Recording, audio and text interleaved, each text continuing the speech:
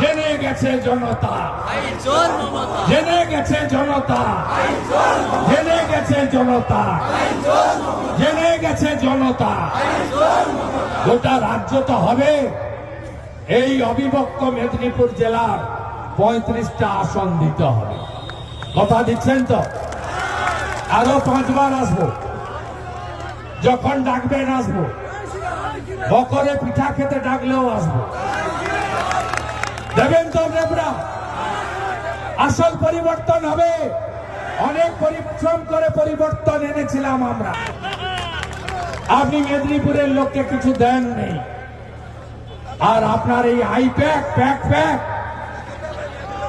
আপনি জানেন 2021-এর ভোটে কাকদ্বীপ ব্রাঞ্চ, তো ভালো খবর আছে, এই জেলার একটা বর্ষিয়ান নেতা অমল পণ্ডা, ওই অমল, কোথায় অমল?